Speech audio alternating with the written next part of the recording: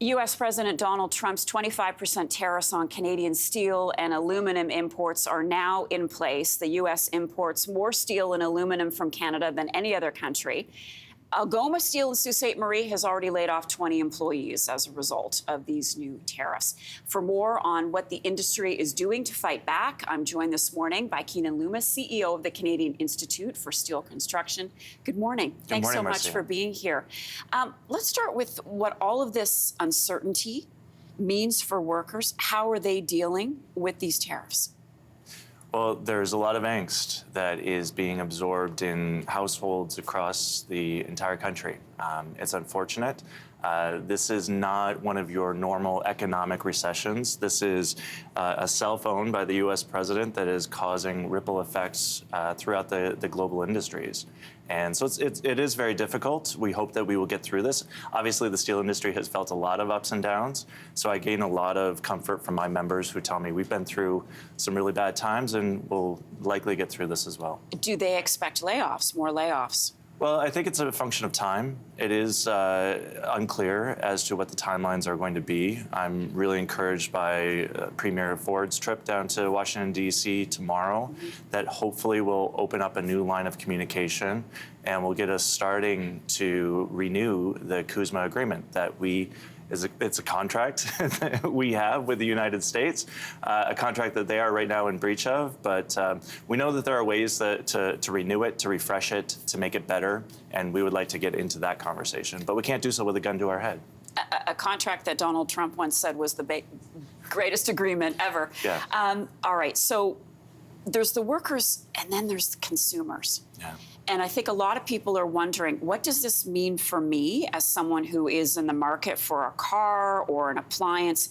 Can you list through some of the products for us that would be affected by these tariffs and what it's going to mean for our pocketbooks? The most immediate impacts have been on the automobile industry. We've heard stories of now cars being much more expensive as a result of this, appliances as well. But, you know, steel is in so many different products, and the uncertainty across the economy just makes everything as well also more expensive at this point in time. The big thing for us, I represent the fabricators across the country. They're the ones who build things, who take the steel, who engineer it, cut it, connect it, create the superstructure that we have here in the studio, apartment buildings, hospitals, schools, arenas. All those projects are going to get more expensive. And right now, anything that hasn't already been started is being paused for the moment just because there's too much uncertainty.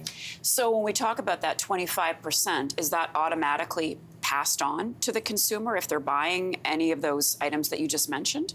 More likely it will be. Somebody's got to absorb it. It's usually the importer of record that has to pay the tariff. And so that will likely be passed on to the consumer.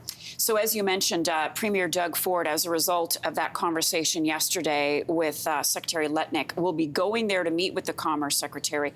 What are you hoping comes from this meeting? What are you looking at of substance to come from that discussion? Well, I was down in Washington, D.C. last week. What we're hearing is that more and more people are coming into the administration as they're getting confirmed by the Senate. So that means there are a broader range of voices, hopefully more moderating voices in this administration. So my understanding is that the Premier will be going down. Secretary Letnick was just installed in his job. He's actually become a new voice in the administration that has helped us get through this and manage this. He reached out to the Premier, which is great. As well, the Secretary Jameson Greer is somebody that we're counting on who can have a more moderating influence as well, who understands trade, who understands the need to update CUSMA. And I think the Premier is going to be meeting with him as well tomorrow. In the meantime, is there a way for the steel and aluminum industry to work around the U.S. if a new deal can't be reached? Is there a plan B? Well, you know, there is actually more demand that we can create domestically. Part of the issue, and we had this problem even before President Trump came back into office was way too many projects here domestically, either taxpayer dollar funded or private funded as well, that are going to overseas general contractors who are using overseas fabricators, overseas steel, overseas labor, et cetera. If we could just be more mindful of where our dollars are being spent, and I think you and I would expect that as taxpayers. We see Canadians who are altering their travel plans. We need to make sure that our dollars are going into supporting domestic firms. Keenan, thanks so much for coming in and speaking with us this morning. Keenan Loomis is the president and CEO of Canadian Institute of Steel Construction. Good to see you today. Thank you. You as well. If you like that video, make sure to subscribe to the Your Morning YouTube feed, where you can find all kinds of new content posted every weekday morning.